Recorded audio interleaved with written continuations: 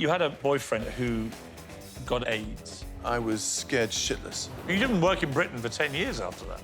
No. I was a nasty piece of work. Rupert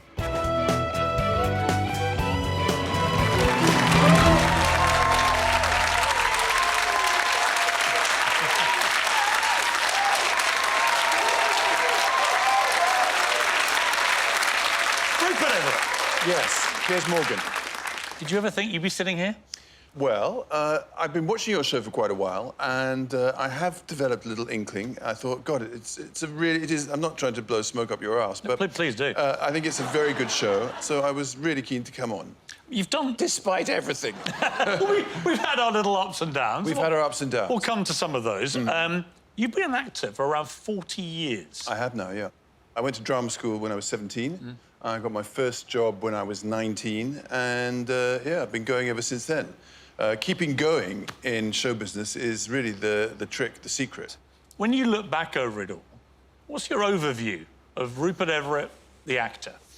I got so much wrong about what I thought the world was like and the world of show business when I started out.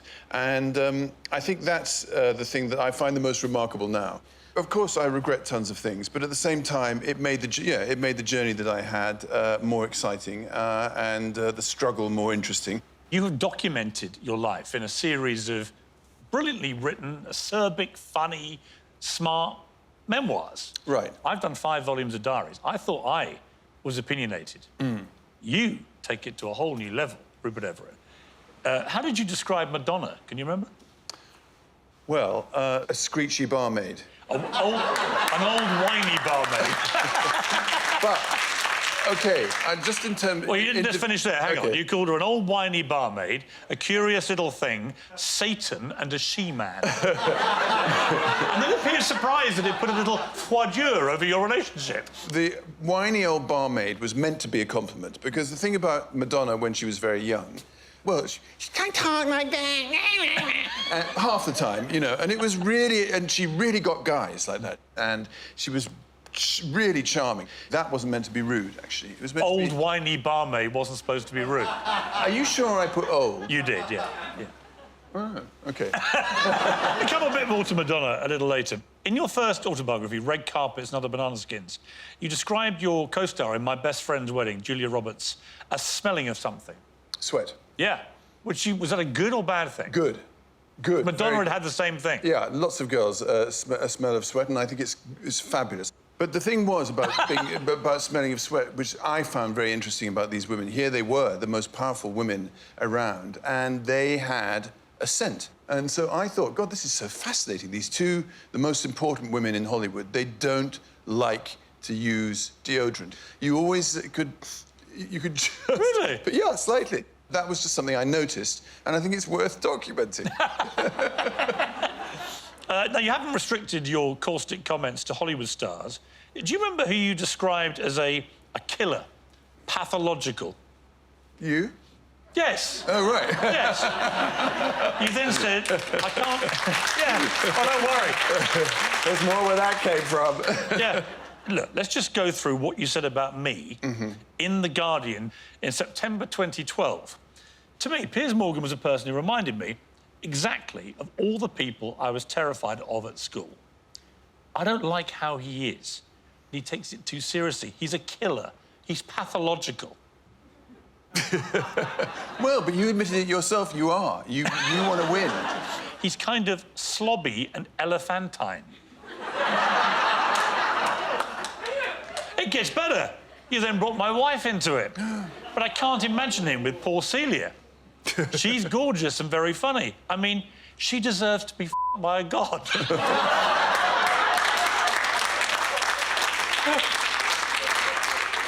I've always imagined him to be hung like a budgie underneath it all. Yeah, well, it's just showing off. That's the thing. Now, this is your chance to show some repentance for this. I do repent wholeheartedly. Of course. I feel terrible. I mean, hung like a budgie was funny, I think. I mean, maybe the brilliance of your writing and your rhetoric is that you do cut to the quick about people. Well, You're very observant with people. Not like you're being hung like a budgie, I'm sure. Well, you don't. I hear to the contrary. You don't know that, but there's no denial yet. I must say, I find in these trousers, I look like I'm hung like a budgie. Did you always want to be famous? Yes. Crave that stardom? Yeah, absolutely. From a young age? From the age of 5, yeah. I mean, when you were first recognised and asked for your autograph and stuff... It's fantastic. You loved all that? Yeah, except for... I mean, one time I was in this sex shop in Miami, and they had those... Of course you were. They had these curtains between the ordinary sex shop bit and the porno bit. And I was, like, waiting till no one was about, and went through to the porno bit and was, you know, getting hung like a horse and, you know, this... And I had about 3 pornos in my arms. I was going to the checkout, and I noticed this kind of small lady, fan-looking person. I thought, oh, no, this is just not... And she finally came up to me as I got to the checkout, and she, can I have an autograph? I said, no, I'm buying porn! Your co-star in another country was Colin Firth, and you didn't really get on. Not then, no. No, we didn't. Well, first of all, I went to see him. He was playing my part in the play, and I fell in love with him. Genuinely? Well, I just got a crush on him. I became obsessed by him, and we hung out together all the time. And then I realised we were completely different types of people. And he always says this isn't true, but I think he was always playing guitar, singing protest songs. Well, you called him a a ghastly guitar-playing socialist and a grim Guardian reader in sandals. Right. And so he says he never played the guitar. But by the time we made a film of the importance of being earnest together, and then we really became very close. But he said on the set of Another Country, you were a complete bastard. Yes, I was. A bully. Yeah, in a very weird way, I managed to divide things and alienate him. Why? Because I was despotic and power crazed, and I decided that he was boring, and that was that. It was really, and I tried to persuade everyone else that he was, and it was nasty. When you then got to become good friends, did you ever tell him that you'd had this massive crush on him? Yes, of course. Does that still linger? No, but we had to have a sex scene in St. Trinian's. That was one of the many takes, I think, that you engineered. Yeah. Well, the thing was, I normally had proper tits. I don't know what they're made of, but they were fantastic. And he knew about them. And so what I'd done on this day, I'd put actual balloons in and said to everyone, we're not going to tell Colin. And the director said, OK, well, I want you to fondle Rupert's breasts. And the first time we did it, they didn't go. They didn't burst. And I was furious. Anyway, then he said, what's going on? What's going on? And we tried not to tell him. But anyway, then he found out. But the weird thing was, I had no idea that Colin was going to tongue me. Really? He put his tongue in? In the snog, yeah. Wow. Totally. Really? For it, yeah. I said, Colin, please respect me. Yeah. Says the guy who had a massive crush on it. Yeah. Well, I was in shock after. Of course you were.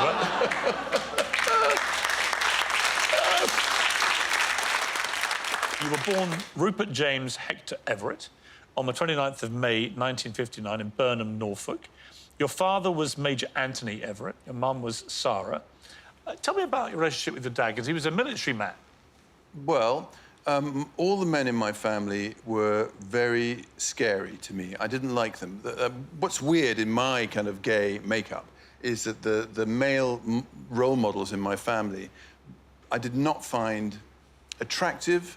I kind of hid when they came around a corner. I mean, your father would take you hunting, for example, which yes. I can't imagine you doing, and on your first fox hunt, they bloodied your face with the blood of the fox. I mean, very macho, male hunting stuff. How did you feel when you... I loathed it. I hated it. I screamed and ran off. I threw my little whip down on the ground and I ran screaming home. I never went hunting again. It was horrible. It was just that kind of maleness I couldn't deal with at all. And I used to want to be at home with the girls, you know, in the kitchen, doing fun things like making pastry. Did he ever tell you he loved you or not? No, of course not. Nobody in my family ever said that.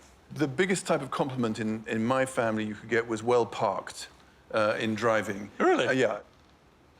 Your mother, what's she like? I had a great deal of affection for my mother. I slept with my mother till I was 14. Really? Yeah. and we wiggled toes together in the bed. And I had a very tactile relationship with my mother, but not with any of the men. Well, you went to boarding school at 7, which Yeah. is, I mean, then it was quite normal for people to do that. Do you remember being dropped off and what that felt I like? remember it very, very well, and I think that really was the moment in my life that everything changed, because the kind of grief you feel as a child being left in a swarm of other children, you know, it calcifies the heart somehow, that type of hurt. I mean, the first night, do you remember that? Yes, very well. Just crying and crying and crying in my little bed. Was your mother emotional about it or not? Very emotional, yeah. She always cried, yeah. I remember she said, "Don't cry or I'll cry too." And I always remember that line she said. The rules were strict at the school. You had to put a tick in a box every morning. You had your temperature taken every morning, and you had to say whether you'd taken a shit or not. Yes. And it was called the tick board. And then sometimes, if we were talking after lights out, we'd be taken downstairs to the headmaster's study, and we'd have to bend over the chair, and he'd get the jimmy out. It was called this big gym shoe, and he'd whack us on the bottom. And some, the bravest of us, used to try and put blotting paper down the inside of our underwear because it was meant to ease the pain. To ease the pain. But the thing is, the sound sounded different once the blotting paper was in. They'd say, "Have you got blotting paper in there?" And you'd say, "Yes, sir." And you'd have to take it out and then bend over again. Rupert, to be fair to say, you've had quite an eventful love life. Very. Quite a moment, quite a statement. Yeah. You'd exhausted the repertoire of the world's most beautiful female stars. Well, I suppose I had, in a way. I mean, did you think at the time you were bisexual, or were you a gay man having fun? I loved anyone who fancied me. I came from such a strict, uptight world that every time I had sex, I thought, whoa, I'm living, you know, and I'm not. How many times did you succumb to this temptation? In the late 70s and early 80s, really a lot. I can't start thinking about how many people I had sex with, but tons anyway. A lot. Yeah. You and Paula Yates, very interesting relationship, because when you got together, she was with Bob Geldof, Yeah. and before, during and after all that, you were also seeing her. We were very, very close, I must say, for a long time. And she's someone that I adored and still adore, and I felt very bad for what happened to her in the end, really. It was just terribly, terribly sad. She was an incredible girl, and I still miss her. Were you in love with her? I think I was in love with her. I adored her. How did you square off Bob in all this? I just ignored him. Did he know about you? Yes. Did you feel guilty at all when she married Bob and you carried on seeing her? No. Not at all? No. Why? I don't know. I think it would be for her to feel guilty, not me. Surely. Well, you knew I'm not married to Bob. No, but you knew she was. Yeah, but that's up to her, what she's going to do about that. And did Bob ever talk to you during that period when you were seeing her? Bob rang me up when she died and said, "You've got to come to the funeral." And that's really the only time we've ever talked about it. And he said he wanted you to speak at the funeral. Mm-hmm. You know, I loved Bob then, at that moment, and, you know, I wanted to be a part of it. You had a relationship with the French actress, Beatrice Dalle, for several years. She was the last female lover you had. Late 80s. Oh, maybe... Was there a little dabble after? There could have been a couple, yeah. A couple? Yeah. Oh, hang on. Well, hang on, we got the whole of the 90s and the noughties. Well, exactly. To go through. There must have been something. So did you carry on sleeping with women through the 90s and noughties? Well, probably a couple of times, yes, maybe. But it's interesting to me, so by then you were, in your head, you were pretty sure you were a gay man. Yes, I was all the way through. It was just you loved women too? Yeah, it's lovely being with women, but it's completely different. I was definitely gay all the way through them. I can't quite explain it, but no, they were all very, very nice relationships. I know how grotesquely unfair it is to us straight guys if you're walking around nicking all the best-looking women. Yeah, I got to have all the women and the rest of you just wank over. Basically. That's the way the cookie crumbles. From your late teens, you were living in London and you were out and about on the gay scene. Yeah. You know, remember, being gay was only legal for 7 years at that point. So it felt like a political thing. It felt like it felt like freedom. That must have been a pretty wild time then. Yes, it was, and especially watching David Tennant's show about Nielsen. Yeah. He was in the pub that I used to go to. Really? Yeah, the Coleherne, which was this leather bar. I mean, that's where he got two or three of his victims from. Wow. So Dennis Nielsen, one of the worst serial killers in this country's history, his victims, a lot of them were like you, a young gay guy in the bar. It did strike me anew just recently how dangerous, you know, my life was. I could be dead. Extraordinary. Then came HIV and AIDS. Yeah. I discovered about it because I was actually having an affair with another actress in a hotel in London. And she was in the bath, and I was watching the television. And this picture of this guy I used to sleep with came up. And I knew the world literally stood still. And as the sound came in, they said, this guy is one of the first people to get the new gay cancer. So I was really horrified and in shock. From then on, we were immediately outcast, really. It was called the gay plague. It was the gay cancer, and you could see, if you went out for Sunday lunch with a family, that someone would gingerly take your plate away from the table and wash it separately. Fair enough, you thought, but I mean, it was very isolating. Yeah. You had a boyfriend, Alpha, who got HIV, and it developed into AIDS.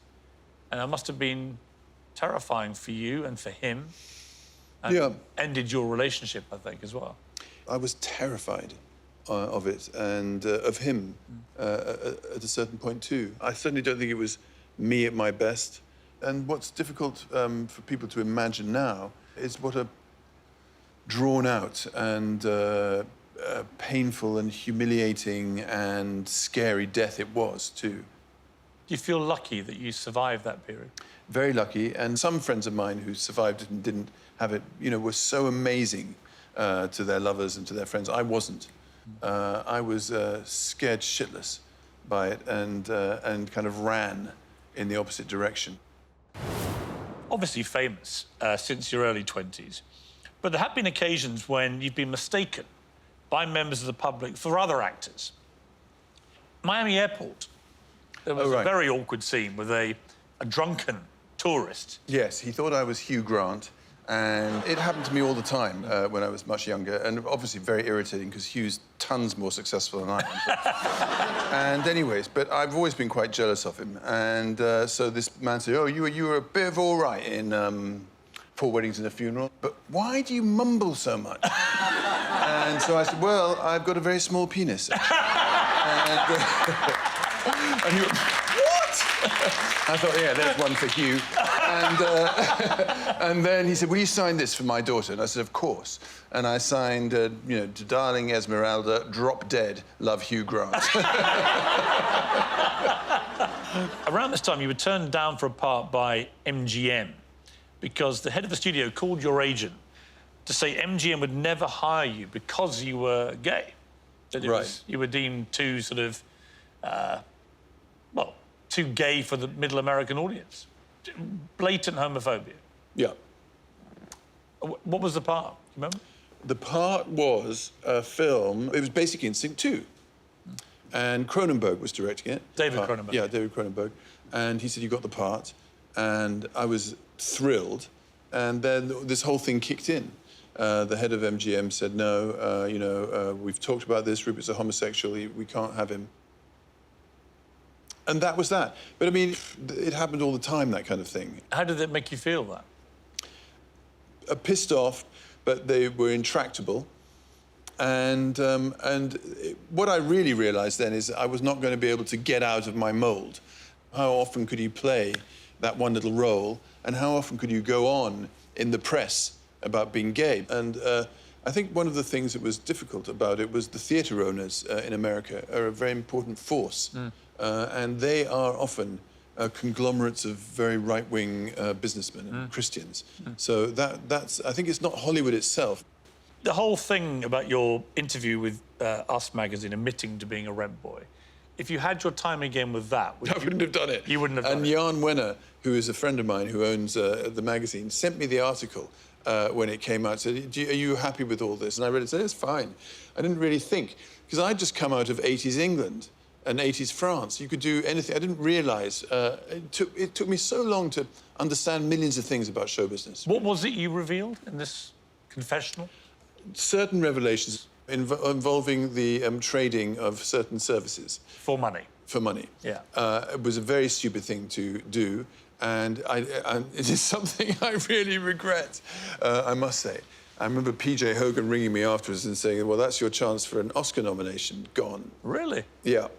But there you go. That's life. Do you regret the act itself of selling yourself for money? I really don't want to talk about it, Piers. What I will say, for me in the 70s, anything sexual was great. But being paid for it must have been a bonus. And being paid for it was would be, fantastic. What was your rate? I don't want to talk about that. You're obviously not a diva now, but in your diva time, how bad were you? I was a nasty piece of work, but not any nastier, I would add, than a lot of other people. Right. But I was still, quite... Probably more honest about it. Complicated, difficult, moody, playing moods. You can make things very difficult without looking like you're really doing anything. You and Mike Newell fell out spectacularly. Spectacular. You ran him over. I did. You didn't work in Britain for 10 years after that. No. It wasn't great for your career. No, it wasn't. When I tried to go up for weddings and a funeral, which was 2 years later... Which he directed. He let me come in for the audition. What was the part you were going for? Hugh's part. Really? Yeah, of course. And I didn't get it, obviously. But he made you come in? Yeah. Presumably knowing he wouldn't give you the part. Of course. And it went on to be one of the biggest films of all time. Yeah. When a fan complained about one of your performances during your diva years, you sent them something back in the post. My pubic hair. Yeah. Why? I don't know. Well, that was, again, there I was out of control. I was in a play called The Vortex in the West End, and I was out all weekend, every weekend, very irresponsible. Were you doing loads of drugs at this time? Loads of drugs. Cocaine, or what was it? Cocaine, ecstasy, smoking a lot of weed, drinking a lot, all that kind of stuff. It turned you into a bit of a monster. Well, just very irresponsible and, very unreliable in the play, really. Did you get a reply back to your pubic hair?